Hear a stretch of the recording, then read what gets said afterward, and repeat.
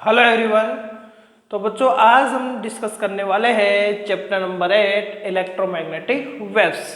इसमें आज हम दो टॉपिक्स पढ़ने वाले हैं, displacement current and Maxwell equations of electromagnetic waves. तो सबसे पहले बच्चों आज हम इसका इंट्रोडक्शन देखते हैं। सबसे पहले किसका, इलेक्ट्रोमैग्नेटिक वेव्स का क्या देखते हैं, इंट्रोडक्शन देखते हैं। देखो यहाँ बच्चों क्या आ रहा है, वेव्स।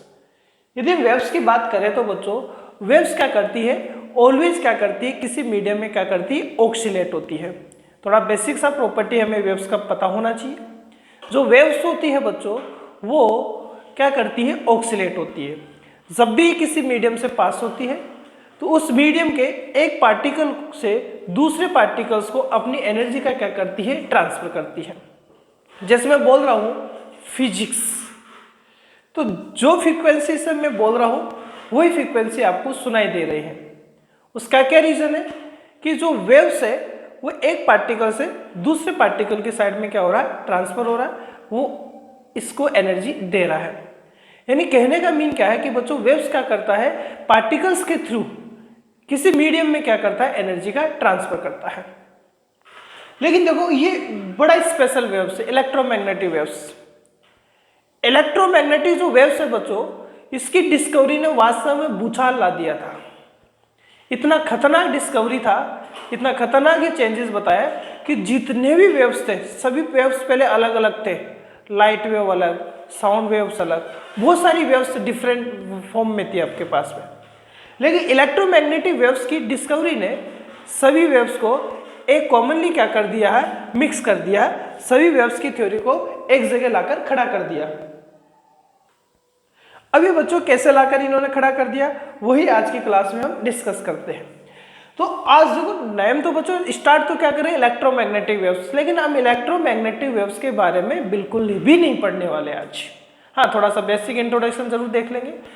आज हम displacement current and Maxwell equation of electromagnetic waves को पढ़ेंगे। मतलब इलेक्ट्रोमैग्नेटिक वेव्स को पढ़ने के लिए भी हमें उसके बैकग्राउंड में जाना पड़ेगा। तो इलेक्ट्रोमैग्नेटिक वेव्स को पढ़ने के लिए सबसे पहले आज हम उसके बैकग्राउंड में जाएंगे। हम डिस्प्लेसमेंट करंट और मैक्सवेल का जो इक्वेशंस है इलेक्ट्रोमैग्नेटिक वेव्स का, उनका हम स्टडी करेंगे। तो सबसे पहले बात कर रहे हैं हम कि इलेक्ट्रोमैग्नेटिक वेव्स क्या है। तो वो जो इलेक्ट्रोमैग्नेटिक वेव्स कहाँ से आएगी, तो ये सन से आएगी, और सन से आएगी और ये कहाँ चलती हुई आएगी, क्योंकि ये जैसे ये अर्थ का सरफेस आपके पास है तो यहाँ पूरे में क्या है बच्चों, वैक्यूम है। और अभी हम बात क्या कर रहे थे कि वेव्स क्या करती है, ऑक्सीलेट होती है। ऑक्सीलेट का मतलब अपनी एनर्जी, जैसे ऑक्सीलेट हो रही है, ये इधर एनर्जी दी, एक मीडियम का पार्टिकल दूसरे मीडियम को एनर्जी का क्या करता है, ट्रांसफर करता है, ऑक्सीलेट होता है। कंटिन्यूस क्या करता है, ऑक्सीलेट होता हुआ दूसरे पार्टिकल को अपने एनर्जी का क्या करता रहता है, ट्रांसफॉर्मेशन करता रहता है। लेकिन ये देखें सन से जो लाइट आ रहा है, सन से जो लाइट आ रहा है वो इलेक्ट्रोमैग्नेटिक वेव्स कहला रहा है। इलेक्ट्रोमैग्नेटिक वेव्स हम उसको कहते हैं। अब यह तो बच्चों पूरा वैक्यूम है और इस वैक्यूम में इलेक्ट्रोमैग्नेटिक वेव्स चलकर आ रहा है। इसका मीन क्या हुआ कि यहाँ कोई पार्टिकल्स नहीं है भाई, इसको मोशन करवाने के लिए कोई पार्टिकल नहीं, फिर है क्या। यदि यहाँ इसको मोशन करवाने के लिए कोई भी पार्टिकल्स नहीं है तो ये किस तरीके से मोशन करते हुए आ रही है, कि या किसकी वजह से मोशन करते हुए आ रही है, बड़ा फैक्टर है। जानने की कोशिश हमें करनी चाहिए और हम इसको जानेंगे भी, लेकिन पहले हम इसके बैकग्राउंड में जाएंगे। यानी इलेक्ट्रोमैग्नेटिक जो वेव्स आ रहा है वो इलेक्ट्रोमैग्नेटिक वेव यहाँ कैसे पहुंच रहा है, वो इलेक्ट्रोमैग्नेटिक वेव्स यहाँ इसलिए पूछ रहा है कि इस पूरे वैक्यूम में क्या करता है, electric field and magnetic field भी क्या होता है, प्रोड्यूस होता है। इस पूरे वैक्यूम में इलेक्ट्रिक फील्ड के कंपोनेंट्स एंड मैग्नेटिक फील्ड के कंपोनेंट्स क्या होते हैं, प्रेजेंट होते हैं। और ये electric field and magnetic field के कंपोनेंट्स होते हैं, ये म्यूचुअली एक दूसरे के क्या होते हैं, परपेंडिकुलर होते हैं। कैसे, जैसे मान लो कि ये इलेक्ट्रिक फील्ड का कंपोनेंट है बच्चों, तो ये मैग्नेटिक फील्ड का कंपोनेंट ऐसा रहेगा, इसका जस्ट परपेंडिकुलर। और जैसे मान लो हम बता रहे कि इलेक्ट्रिक फील्ड किधर जा रहा है, इलेक्ट्रिक फील्ड ऐसे जा रहा है, इलेक्ट्रिक फील्ड ऐसे जा रहा है, मान लो ऐसे वाइब्रेट होता हुआ जा रहा है। मैग्नेटिक फील्ड कैसा होगा, ऐसे परपेंडिकुलर ऊपर होता हुआ जा रहा है। तो जो वेव्स है, जो इलेक्ट्रोमैग्नेटिक वेव्स है, वो इन दोनों के क्या होगी, परपेंडिकुलर होते हुए जाती है। यानी यदि इलेक्ट्रोमैग्नेटिक वेव्स में यानी इलेक्ट्रोमैग्नेटिक वेव्स में क्या हो रहा है कि यहाँ वैक्यूम में पार्टिकल्स इसको ट्रेवल नहीं करवाते हैं। इस वैक्यूम में क्या होता है, electric field and magnetic field produce होता है। अब यहाँ हमने क्या पढ़ा था कि इलेक्ट्रिक फील्ड कैसे प्रोड्यूस हो सकता है। इलेक्ट्रिक फील्ड प्रोड्यूस किससे हो सकता है बच्चों, चार्ज से हो सकता है। मैग्नेटिक फील्ड किससे प्रोड्यूस हो सकता है, तो मैग्नेटिक फील्ड आप यदि किसी वायर में करंट का फ्लो कराओ यानी करंट के फ्लो से हो सकता है, या किसी मैग्नेट से हो सकता है। अब आप ये देखेंगे दोनों ही नहीं है, यह भाई दोनों ही नहीं है, फिर भी यहाँ पर किस वजह से magnetic field and electric current develop होता है, और वो electric field and magnetic field के जो पार्टिकल्स कंपोनेंट्स होते हैं वही इस वेव को ट्रेवल कराते हुए कहाँ तक लेकर आते हैं, अर्थ की सरफेस तक लेकर आते हैं। और ये कैसे प्रोड्यूस होता है इसी को हम बच्चों इस चैप्टर में डिटेल से जानेंगे। लेकिन आज हम पहले इसके बैकग्राउंड में जाते हैं। आज हम बात करते हैं बच्चों पहले डिस्प्लेसमेंट करंट की और मैक्सवेल की इक्वेशंस की। तो यह चैप्टर जो है ये इलेक्ट्रोमैग्नेटिक वेव्स के बारे में आपको बड़े अच्छे से बताएगा बच्चों। बहुत ही अच्छी अच्छी बातें आपके साथ ये करने वाला है और बहुत ही ब्रीफ नॉलेज आपको देने वाला है।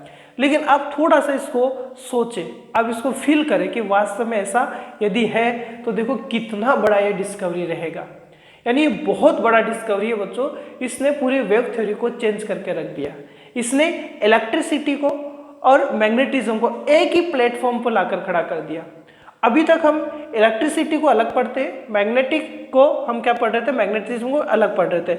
लेकिन इलेक्ट्रोमैग्नेटिक वेव्स का जो स्टडी था उसने दोनों के एक ही प्लेटफॉर्म पर लाकर खड़ा कर दिया। तो आज हम फिर बात करते हैं हमारे टॉपिक की, किसकी, डिस्प्लेसमेंट करंट की। बच्चों ये वीडियो आपको पसंद आ रहा है तो आप लाइक एंड सब्सक्राइब जरूर किया करें, ठीक है। तो मुझे भी बच्चों उससे मोटिवेशन मिलता रहता है। तो देखो अब हम बात करते हैं बच्चों डिस्प्लेसमेंट करंट की। किसकी बात करें बच्चों, डिस्प्लेसमेंट करंट की।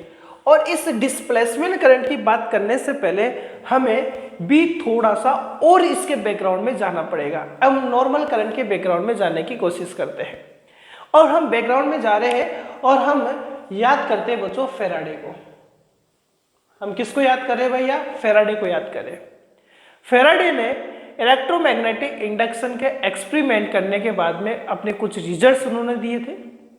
वो रिजल्ट हमें अच्छे से पढ़ा, हमने चैप्टर नंबर 6 में उनको बता रखा है। और उन्होंने क्या रिजल्ट्स दिए थे, उन्होंने रिजल्ट क्या दिए कि जैसे मान लो कि बच्चों ये आपके पास में कोई मैग्नेटिक फील्ड है। रिजल्ट्स बता रहा हूँ भाई, सर ये रिजल्ट क्यों बता रहे हैं आप, सर आप ये रिजल्ट बता क्यों रहे हैं। ये रिजल्ट इसलिए बताए जा रहे हैं ताकि हम डिस्प्लेसमेंट करंट को अच्छे से समझ सकें, क्योंकि डिस्प्लेसमेंट करंट को देने वाले साइंटिस्ट तो जो मतलब मैक्सवेल थे। लेकिन फिर हम फैराडे का डिस्कवरी या फैराडे का जो एक्सपेरिमेंट है उसका हम क्यों स्टडी कर रहे हैं, तो समझते हैं पहले भाई। फैराडे ने क्या कहा, फैराडे ने यह कहा कि जैसे मान लो कि ये मैग्नेटिक फील्ड है और इस मैग्नेटिक फील्ड का डायरेक्शन हमने कैसा ले रखा है बच्चों, इनवर्ट ले रखा, अंदर ले रखा है। अब हमें ये पता है कि ये मैग्नेटिक फील्ड जो होगा यदि वेरी करेगा, ये मैग्नेटिक फील्ड में चेंजेस आएगा तो फ्लक्स में चेंजेस आएगा, और फ्लक्स में चेंजेस की वजह से इसमें करंट क्या होगा बच्चों, प्रोड्यूस होगा। मान लो बच्चों मैं मान लेता हूं कि ये बी यहाँ क्या हो रहा है, इंक्रीज हो रहा है, यहाँ बी क्या हो रहा है, इंक्रीज हो रहा है। तो आपको पता है कि जब बी इंक्रीज होगा, जब बी इंक्रीज होगा तो करंट का फ्लो कैसा होगा, एंटी क्लॉकवाइज डायरेक्शन में होगा। तो यहाँ देखिए एंटी क्लॉकवाइज डायरेक्शन में क्या होने लगा बच्चों, करंट का फ्लो होने लगा। ये एंटी क्लॉकवाइज डायरेक्शन में करंट का फ्लो होने लगा। अब जिस डायरेक्शन में करंट का फ्लो होता है बच्चों, उसके जस्ट अपोजिट इलेक्ट्रॉन का भी तो क्या होता है, फ्लो होता है। उसके जस्ट अपोजिट क्या होता है बच्चों, इलेक्ट्रॉन का फ्लो होता है। अब यदि इलेक्ट्रॉन का यदि यहाँ फ्लो हो रहा है तो इसका मीन क्या हुआ कि यहाँ इलेक्ट्रिक फील्ड भी अपने पास क्या हो रहा है, इंड्यूस हो रहा है। यहाँ इलेक्ट्रिक फील्ड भी है और वो इलेक्ट्रिक फील्ड प्रोड्यूस होने का या डेवलप होने का जो मेन रीजन है वो बच्चों मैग्नेटिक फील्ड में चेंज है। यानी फैराडे ने, देखो फैराडे ने मेन बात क्या बताई, सबसे मेन बात बताई यही थी। हालांकि हम चैप्टर नंबर 6 में पढ़ क्या रहे थे कि फैराडे ने क्या कहा कि जब मैग्नेटिक फ्लक्स में चेंजेस आता है तो वहाँ induce current and induce EMF produce होता है।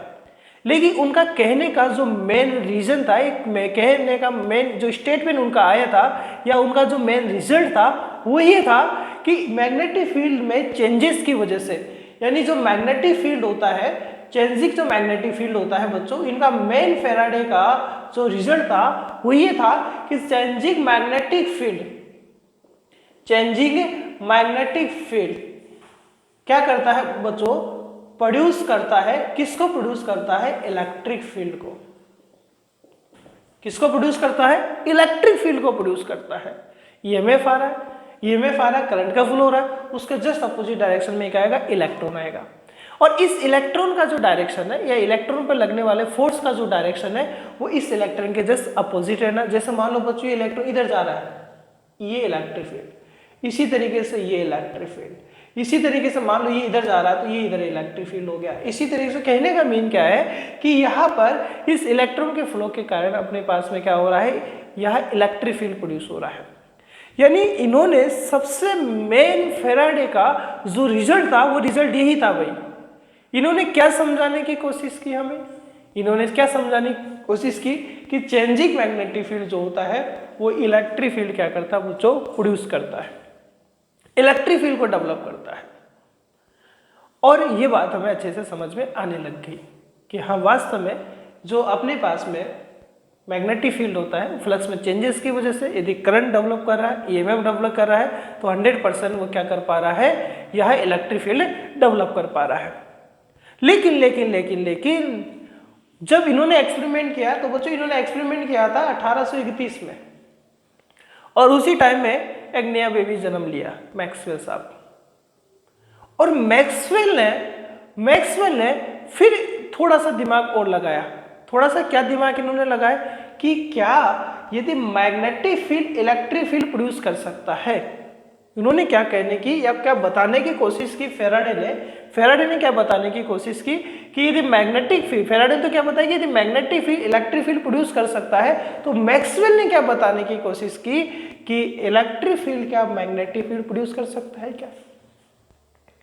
कि फेराडे ने क्या कहा कि magnetic field electric field produce करता है, तो मैक्सवेल ने क्या एक्सपेरिमेंट किया और क्या रिजल्ट निकाला। तो उन्होंने क्या एक्सपेरिमेंट किया कि इलेक्ट्रिक फील्ड से क्या मैग्नेटिक फील्ड प्रोड्यूस हो सकता है क्या इलेक्ट्रिक फील्ड में चेंजेस करके, जैसे मैग्नेटिक फील्ड में चेंजेस करके हम इलेक्ट्रिक फील्ड जनरेट कर सकते हैं, डेवलप कर सकते हैं, क्या हम इलेक्ट्रिक फील्ड में चेंज करके यहाँ मैग्नेटिक फील्ड क्या कर सकते हैं, क्या डेवलप कर सकते हैं क्या। तो ये बड़ा सा पॉइंट था, खतरनाक वाला पॉइंट था कि वास्तव में ऐसा हो रहा है या नहीं हो रहा। तो इन्होंने फिर एक्सपेरिमेंट स्टार्ट करना चालू किया, और वो एक्सपेरिमेंट इन्होंने क्या किया देखते हुए फटाफट से। इन्होंने देखो क्या एक्सपेरिमेंट किया,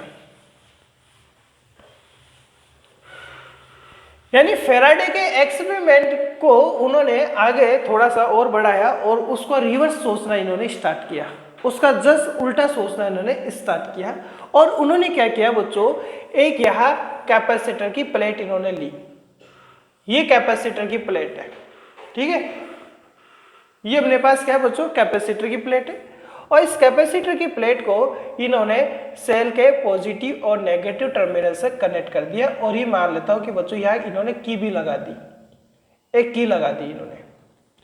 अब ये कैपेसिटर की प्लेट है, और बच्चों कैपेसिटर की जो प्लेट होती है वो कैपेसिटर की प्लेट होती क्या है अपने पास में, तो ये कैपेसिटर की प्लेट एक कंडक्टिंग प्लेट्स होती है। अब ये कंडक्टिंग प्लेट्स तो है बट अभी इनके पास चार्ज नहीं है। अब मैंने जैसे इनको चार्ज से कनेक्ट किया, सर्किट को क्लोज किया, तो यहाँ से ये कैसा चार्ज हो जाएगी बच्चों, पॉजिटिव चार्ज हो जाएगी, और ये कैसा चार्ज होने लगेगी, नेगेटिव चार्ज। यानी ये जो इसका पॉजिटिव टर्मिनल है, ये पॉजिटिव टर्मिनल बच्चों इस कंडक्टिंग प्लेट को पॉजिटिव चार्ज देगा, और ये इसको कैसा चार्ज देने लगता है, नेगेटिव चार्ज देने लगता है।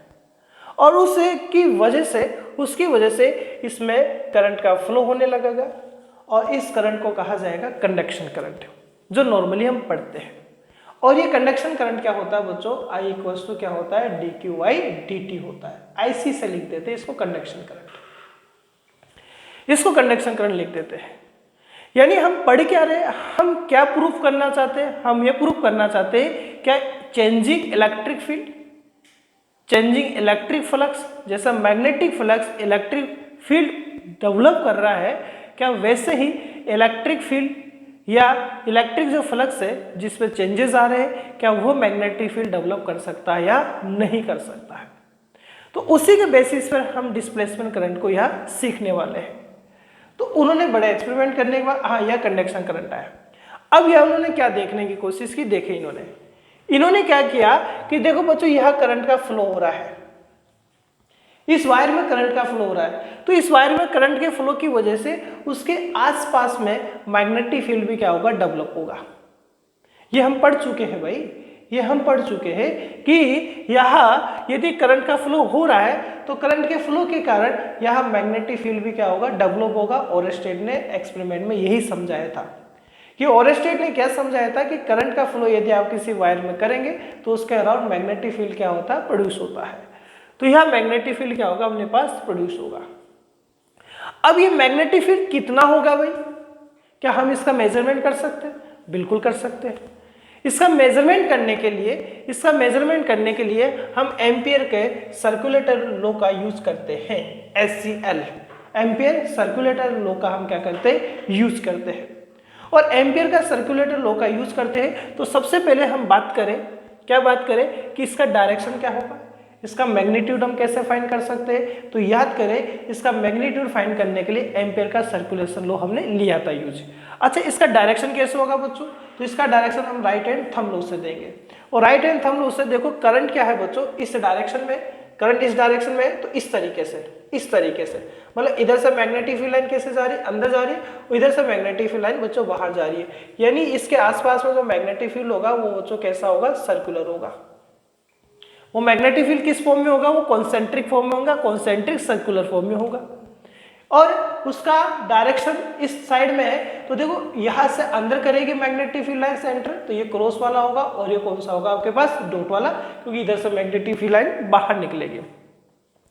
अब ये चीज वास्तव में सही है क्या ये मैग्नेटिक फील्ड प्रोड्यूस कर रहा है क्या वास्तव में इसके पास मैग्नेटिक फील्ड है क्या? तो इन्होंने क्या किया बच्चों, यह एक नीडल रखा है, यह एक इन्होंने मैग्नेटिक नीडल रखा, और नीडल क्या करने लगे बच्चों, डिफ्लेक्ट करने लग गए। और मैग्नेटिक फील्ड डिफ्लेक्ट करने लगी तो कोई चांस नहीं है कि ये नहीं बोल सकते कि मैग्नेटिक फील्ड नहीं है।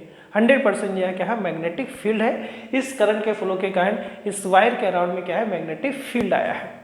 तो ये आप ये देखें, ये मैग्नेटिक फील्ड कौन सी करंट की वजह से है बच्चों, कंडक्शन करंट की वजह से है। और इस कंडक्शन करंट का वजह से इस मैग्नेटिक फील्ड को फाइंड करने के लिए हम एम्पियर के सर्कुलेशन लॉ का यूज करते हैं, जिसके बेसिस पर क्या होता है, म्यू नॉट आई आपको क्या होता है, करंट फाइंड मतलब मैग्नेटिक फील्ड फाइंड करते हैं। हम एम्पियर के सर्कुलेशन लॉ से इसका मैग्नेटिक फील्ड क्या करते हैं, फाइंड करते हैं, B dot D L mu naught summation I से। ये एम्पियर का सर्कुलेशन लॉ होता है, इसी के बेसिस पर हम करंट का वैल्यू क्या करते हैं, फाइंड करते हैं। अब देखिए भाई, अब चालू होता है मैक्सवेल का गेम। अब गेम में मैक्सवेल का स्टार्ट हो रहा है। अब मैक्सवेल देखो क्या बताना चाह रहे हैं, कि मैक्सवेल ने क्या कहा, क्योंकि मैक्सवेल क्या चाहते थे, इलेक्ट्रिक फील्ड से मैग्नेटिक फील्ड प्रोड्यूस करना चाह रहे थे। तो इन्होंने क्या कहा, इन्होंने यहां मैग्नेटिक, जैसे मान लो कि हम नॉर्मली बात करें कि करंट का फ्लो होगा, यदि करंट का फ्लो होगा तभी तो मैग्नेटिक फील्ड आ सकता है, किसके लॉ से, एम्पियर के सर्कुलेशन लॉ से। तो इन्होंने क्या किया, इनके अकॉर्डिंग, एम्पियर के अकॉर्डिंग, जैसे मान लो बच्चों ये एक्स पॉइंट है, आपने यार मैग्नेटिक फील्ड ये कौन से पॉइंट पर निकाला आपने, मान लो एट एक्स पॉइंट पर आपने फाइंड किया है। तो मान लो बच्चों इन प्लेट्स के बीच में कोई पॉइंट वाई है, इन प्लेट्स के बीच में कोई पॉइंट क्या है, वाई है। तो इस वाई पॉइंट पर मैग्नेटिक फील्ड क्या होगा, इस SCL के लॉ से बच्चों यहाँ मैग्नेटिक फील्ड कितना होगा, B dot D L equal to mu naught I, और आई तो यहाँ कितना है एम्पियर के लॉ से, 0। तो इस पॉइंट पर मैग्नेटिक फील्ड क्या होगा, 0 होगा। तो एम्पियर के सर्कुलेशन लॉ से तो यहाँ मैग्नेटिक फील्ड कितना आ रहा है, 0 आ रहा है। लेकिन हमारे जो मैक्सवेल साहब थे, इन्होंने क्या किया, जो नीडल यहाँ लेकर गए थे उस नीडल को वो यहां पर भी लेकर आए, इस पॉइंट पर नीडल के पास लेकर गए, मतलब इस पॉइंट के पास नीडल को वो लेकर गए। ओहो, अब जैसे ही वो लेकर गए बड़ा सा चेंजेस उनको दिखा। मतलब ये क्या कह रहे थे भाई, इस कैपेसिटर के प्लेट में जो वैक्यूम है, यहां करंट का फ्लो नहीं हो रहा है, और करंट का फ्लो नहीं हो रहा है तो यहाँ कोई भी आपके पास मैग्नेटिक फील्ड नहीं है। लेकिन मैक्सवेल ने क्या किया, इस नीडल को यहां पर भी वो लेकर गया और उन्होंने देखो क्या देखा, ये नीडल इस पॉइंट पर भी डिफ्लेक्ट करने लग गई और जितना डिफ्लेक्शन इस एक्स पॉइंट पर कर रही थी उतना ही डिफ्लेक्शन ये नीडल वाई पॉइंट पर करने लग गई। क्या देखा भाई, ये नीडल एक्स पॉइंट पर जितना डिफ्लेक्शन कर रही थी उतना ही डिफ्लेक्शन वाई पॉइंट पर होने लगा और जिस डायरेक्शन में एक्स पॉइंट में नीडल डिफ्लेक्शन कर रही थी उसी डायरेक्शन में वाई पॉइंट पर भी नीडल डिफ्लेक्शन करने लग गई। अब वाई लोगों के पास इसकी बात मानने के सिवा कुछ चारा नहीं रहा। उसने कह दिया कि यहां पर भी क्या होता है, मैग्नेटिक फील्ड क्या होता है, डेवलप हो रहा है। देखो एक्सपेरिमेंट करके बता दिया, यदि अब मैग्नेटिक फील्ड नहीं होता तो ये नीडल यहां डिफ्लेक्शन नहीं करती। अब यहां मैग्नेटिक फील्ड इसकी वजह से तो हो नहीं रहा है, कौन से करंट की वजह से, कंडक्शन करंट की वजह से। तो ये मैग्नेटिक फील्ड क्यों डेवलप हो रहा है, ये मैग्नेटिक फील्ड क्यों डेवलप हो रहा है, इसका मेन रीजन फिर इन्होंने क्या एक्सप्लेन किया, अब हम उसे देखते हैं भाई। तो यहां देखो इन्होंने क्या रीजन एक्सप्लेन किया, देखो यहां बच्चों ये पॉजिटिव ये पॉजिटिव ये पॉजिटिव ये पॉजिटिव चार्ज इसको दे रहा है, ये नेगेटिव चार्ज इसको दे रहा है। तो ये धीरे धीरे क्या हो रहा है, चार्ज हो रहा है। और ये जब धीरे धीरे चार्ज हो रहा है तो ये पॉजिटिव पॉजिटिव पॉजिटिव, ये नेगेटिव नेगेटिव नेगेटिव, ये पॉजिटिव इंक्रीज ये नेगेटिव इंक्रीज। तो ये जो इलेक्ट्रिक फील्ड है इस कैपेसिटर के मिड में वो भी क्या करेगा बच्चों, या वेरी करेगा। यानी यहां प्लेटो के मिड में, क्योंकि यहां पर फिक्स चार्ज नहीं, कंटिन्यूस क्या हो रहा है, ये चार्ज ले रहा है, तो इसकी वजह से यह इलेक्ट्रिक फील्ड क्या कर रहा है, वेरी कर रहा है। और इलेक्ट्रिक फील्ड यदि वेरी कर रहा है तो यहाँ का जो इलेक्ट्रिक फ्लक्स है वो भी क्या कर रहा है बच्चों, वेरी कर रहा है। और उसी इलेक्ट्रिक फील्ड की वजह से, उसी इलेक्ट्रिक फ्लक्स में चेंजेस की वजह से इसके यहाँ पर क्या डेवलप होने लगा है, मैग्नेटिक फील्ड डेवलप होने लगा है। यानी इस एक्सपेरिमेंट के बेसिस पर फिर उन्होंने क्या समझा है कि यह इलेक्ट्रिक फील्ड जो डेवलप हो रहा है जिसमें कंटिन्यूसली क्या हो रहा है, चेंजेस आ रहा है, उसकी वजह से इलेक्ट्रिक फ्लक्स चेंज हो रहा है। और अब यहाँ पर इलेक्ट्रिक फ्लक्स क्या कर रहा है, इलेक्ट्रिक फील्ड को क्या कर रहा है, डेवलप कर रहा है।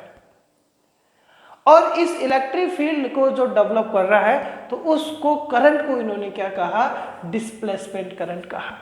और ये जो डिस्प्लेसमेंट करंट आ रहा है बच्चों वो किसकी वजह से आ रहा है, ये डिस्प्लेसमेंट जो करंट आ रहा है वो किसकी वजह से आ रहा है, इस फ्लक्स के चेंजेस की वजह से आ रहा है। यानी ये जो डिस्प्लेसमेंट करंट है बच्चों वो इलेक्ट्रिक फ्लक्स में चेंजेस की वजह से आ रहा है, जिसका इन्होंने क्या फॉर्मूला दिया, एप्सिलॉन नॉट, ये वैक्यूम का क्या रहेगा, परमेबिलिटी रहेगा, और फ्लक्स में changes D phi upon D T, ये इन्होंने क्या बताया, डिस्प्लेसमेंट करंट कहा। यानी यहाँ पर इलेक्ट्रिक फील्ड इलेक्ट्रिक फ्लक्स में चेंजेस की वजह से यहाँ डिस्प्लेसमेंट करंट क्या होता है, डेवलप होता है। और ये डिस्प्लेसमेंट करंट डेवलप हुआ तो इस पूरे सर्किट में दो टाइप के टोटल करंट आए, और दो टाइप के टोटल करंट आए। तो अब एम्पियर का सर्कुलेशन लॉ क्या बनेगा, यदि हम बात करें B dot D L mu naught summation है, तो समीशन है यानी conduction current and displacement current. तो सर्कुलेटर लॉ क्या रहा बच्चों, B dot D L mu naught I C I D epsilon naught D phi E upon D T. तो ये एम्पियर का सर्कुलेटर लॉ रहा।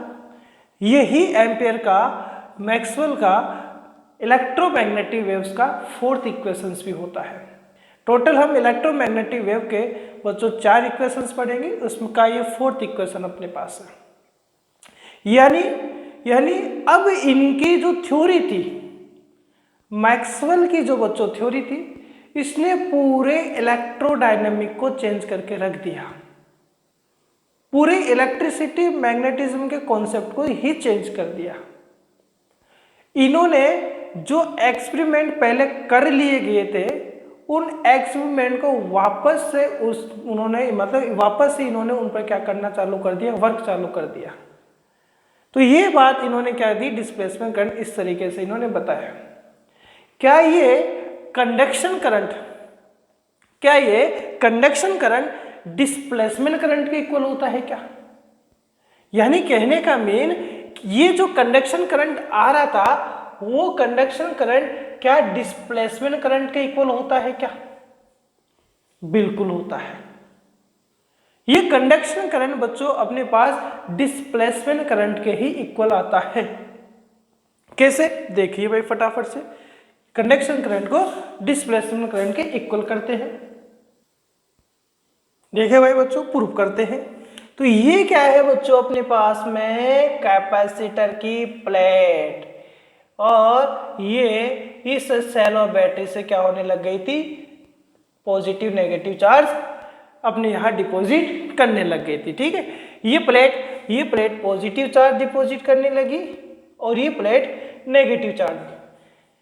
इसके कारण, इस सेल और बैटरी के कारण करंट आई, और यहाँ इलेक्ट्रिक कैपेसिटर की मिड में इलेक्ट्रिक फ्लक्स में वेरिएशन के कारण जो करंट आ रहा था वो डिस्प्लेसमेंट करंट था। क्वेश्चन अपने पास क्या है, क्वेश्चन ये है IC एंड ID ये क्या बच्चों अपने पास इक्वल होते हैं क्या?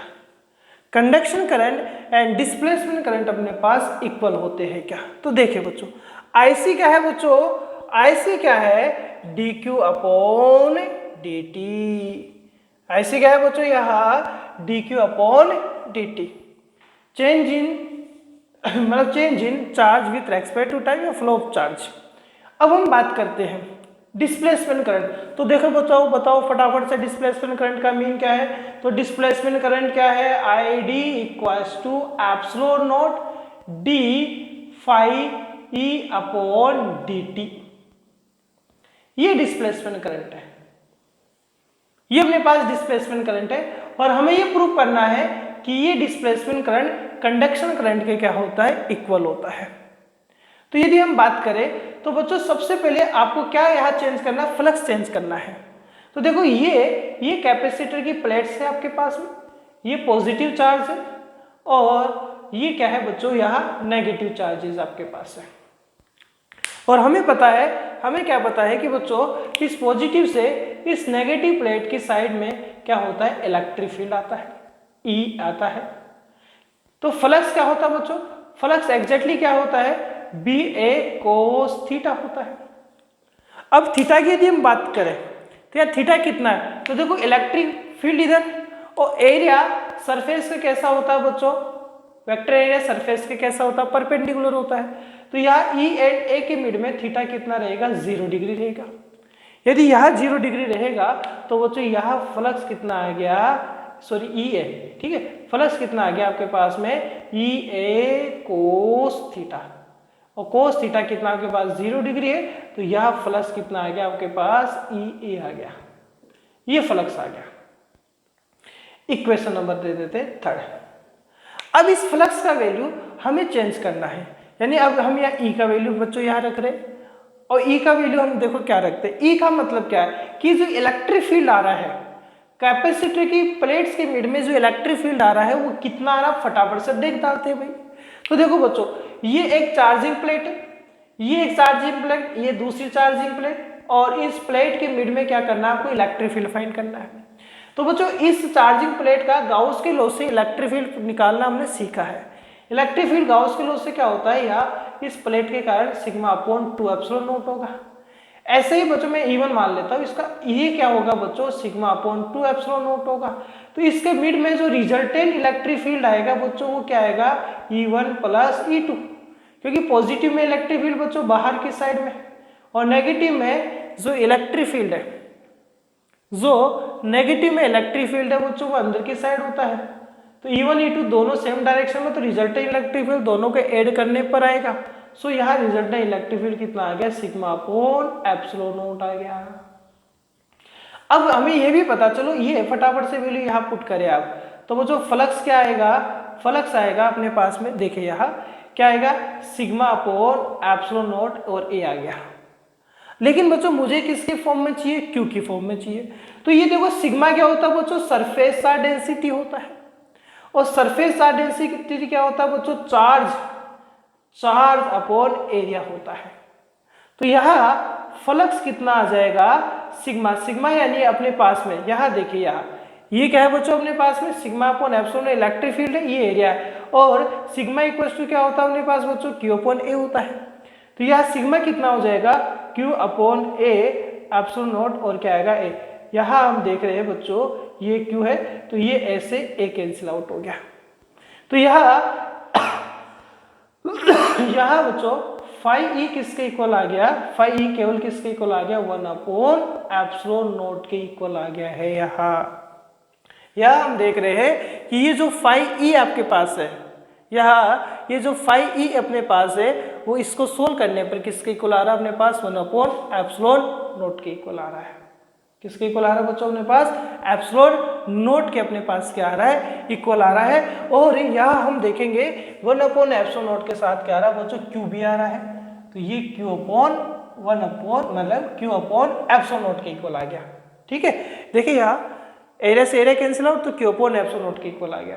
अब फटाफट से आप वैल्यू इस पर पुट कर दीजिए बच्चों डिस्प्लेसमेंट करंट में। तो डिस्प्लेसमेंट करंट क्या आएगा बच्चों, एप्सिलॉन नॉट, और फाई ई का वैल्यू क्या है, तो फाई ई का वैल्यू क्या है बच्चों, D upon D T, Q ये क्यू और एप्सिलॉन नॉट यहाँ बाहर ले लेते हैं। देखो एप्सिलॉन नॉट से एप्सिलॉन नॉट कैंसिल, तो आई डी इक्वल्स टू क्या है बच्चों, D Q upon D T, और आई डी इक्वल्स टू क्या हो गया, आई सी आ गया। यानी बच्चों यह जो डिस्प्लेसमेंट करंट होता है, ये डिस्प्लेसमेंट करंट अपने पास में किसके इक्वल होता है, तो ये डिस्प्लेसमेंट करंट अपने पास में कंडक्शन करंट के ही क्या होता है, इक्वल होता है। तो जितना अपने पास में ये कंडक्शन करंट आता है, उतना ही अपने पास में ये जो डिस्प्लेसमेंट करंट होता है वो भी क्या होता है, प्रोड्यूस होता है। तो डिस्प्लेसमेंट करंट यहाँ जो इलेक्ट्रिक फील्ड या इलेक्ट्रिक फ्लक्स में वेरिएशन के कारण आता है, उसी की वजह से अपने पास में क्या आता है, डिस्प्लेसमेंट करंट आता है। बात क्लियर है बच्चों।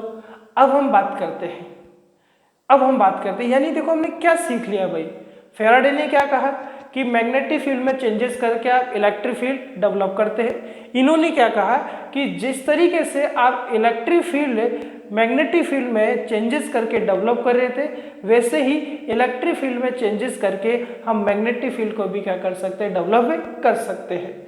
और उसी की वजह से जब फ्लक्स में चेंजेस आता है तो उसे हम क्या कहते हैं, कंडक्शन करंट कहते हैं, क्योंकि बिना करंट के फ्लो के कारण यहाँ पर मैग्नेटिक फील्ड नहीं आ रहा है। तो मैग्नेटिक फ्लक्स में चेंजेस आ रहा है, तो यहाँ जो करंट होगा उसको हम कौन सा करंट बोलेंगे, यहाँ डिस्प्लेसमेंट करंट बोलेंगे। तो अब हम बच्चों बात करते हैं इलेक्ट्रोमैग्नेटिक वेव्स की इक्वेशंस की।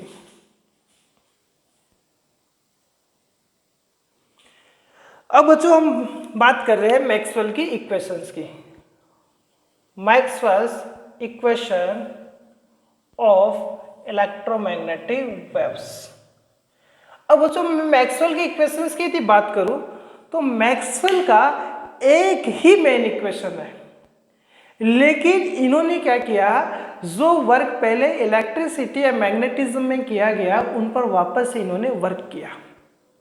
और इनका फर्स्ट जो इक्वेशन है वो इलेक्ट्रिक फील्ड का कौन सा है, गॉस लॉ है, गाउस का लॉ है। यानी फर्स्ट जो इक्वेशन है बच्चों वो गाउस का आपके पास में क्या है, गाउस का क्या है, इलेक्ट्रिक फ्लक्स है। गाउस के लॉ से इलेक्ट्रिक फ्लक्स का आपके पास है, यानी गाउस का लॉ है अपने पास में। और गाउस का जो लॉ होता है बच्चों वो क्या होता है, E dot D A equals to summation Q upon epsilon naught in closed circuit. तो ये गाउस लॉ जो है, गाउस का जो इलेक्ट्रिक फ्लक्स का जो फर्स्ट लॉ है वो बच्चों मैक्सवेल की क्या है, यहाँ फर्स्ट इक्वेशन होती है।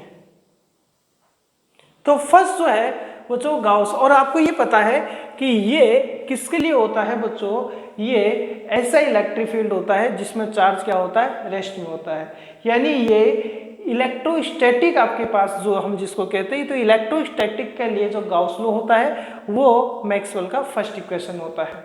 सेकेंड यदि हम बात करें तो मैग्नेटिज्म का जो गाउस लॉ है, यानी गाउस लॉ फॉर मैग्नेटिज्म,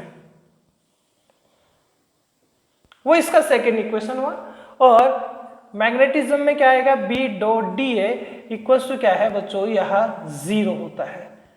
एक क्लोज सरफेस में मैग्नेटिज्म में अपने पास में मैग्नेटिक फ्लक्स कितना होता है, 0 होता है। बच्चों जो थर्ड इसका इक्वेशन है वो फैराडे का सेकंड लॉ है। फैराडे का सेकंड लॉ है किसका बच्चों, इलेक्ट्रोमैग्नेटिक इंडक्शन का। इलेक्ट्रोमैग्नेटिक इंडक्शन का वो सेकंड लॉ है। और इलेक्ट्रोमैग्नेटिक इंडक्शन का जो सेकंड लॉ होता है बच्चों, वो मैग्नेटिक फ्लक्स में चेंजेस को बताता है। और मैग्नेटिक फ्लक्स में चेंजेस किसके इक्वल होता है बच्चों, ई के इक्वल होता है। लेकिन ये ई क्या है, फैराडे ने एक्चुअल में ई बताया क्या था, मैंने अभी स्टार्टिंग में क्या बताया था कि फैराडे ने क्या कहा कि जब मैग्नेटिक फ्लक्स में चेंजेस आएगा तो इलेक्ट्रिक फील्ड वहां पर क्या होता है, डेवलप होता है। इलेक्ट्रिक फील्ड डेवलप होगा तो ईएमएफ वहां डेवलप हो रहा है, करंट वहां पर क्या हो रहा है आपके पास में, डेवलप हो रहा है। और ये जो एक्चुअल में ई है होता है बच्चों, ये एक्चुअल में ई होता क्या है, ये ई डॉट डी एल होता है। ये एक्चुअल में जो हम ई पढ़ रहे थे, ये फैराडे का सेकंड लॉ पढ़ रहे थे, इसमें ये ईएमएफ जो होता है वो क्या होता है, ई डॉट डी एल होता है। यानी अपने पास इलेक्ट्रिक फील्ड का लाइन इंटीग्रल ही होता है, इलेक्ट्रिक फील्ड का ही आप वैल्यू होता है। तो हम ये कह सकते हैं कि फैराडे का जो लॉ है वो इसमें ई क्या होता है, ई डॉट डी एल ही होता है। और यही आपके पास क्या है, यह थर्ड इक्वेशन है, इलेक्ट्रोमैग्नेटिक की थर्ड इक्वेशन है। मैक्सवेल का तो नाम है ही नहीं, अरे मैक्सवेल ने तो दी नहीं थी, मैक्सवेल तो इन पर वर्क कर रहा था। मैक्सवेल के नाम से तो आज भी एक ही इक्वेशन है, वो है fourth equation, ampere Maxwell equation. क्या बोलते हैं बच्चों, फोर्थ इक्वेशन को एम्पियर मैक्सवेल इक्वेशन। तो एम्पियर का लॉ क्या होता है बच्चों, एम्पियर का लॉ क्या होता है, B dot D L equals to mu naught summation I. अब एम्पियर ने तो ये जो मैग्नेटिक फील्ड निकाला था वो केवल कंडक्शन करंट की वजह से निकाला था, लेकिन यहाँ पर मैक्सवेल ने करेक्शन करके इस पर टोटल करंट का टैग क्या लगा दिया कि total current, conduction current and अपने पास में जो डिस्प्लेसमेंट करंट होता है उसके सम के इक्वल आएगा। तो B dot D L equal to mu naught IC, और आईडी क्या पढ़ाता है, epsilon naught D phi E upon D T. ये एम्पियर की मैक्सवेल की क्या होती है अपने पास में कंबाइंड में इक्वेशन है, इसको एम्पियर मैक्सवेल की इक्वेशन भी हम कहते हैं। तो टोटल 4 इक्वेशन है। दोनों इक्वेशन में आप देखेंगे स्टार्टिंग में मैग्नेटिक फ्लक्स और इलेक्ट्रिक फ्लक्स की बात कर रहे हैं, ये इलेक्ट्रिक फ्लक्स है, ये मैग्नेटिक फ्लक्स है। नेक्स्ट 2 इक्वेशन हम देखेंगे, ये इलेक्ट्रिक फील्ड और मैग्नेटिक फील्ड का लाइन इंटीग्रल की क्या कर रहा है, बात कर रहा है।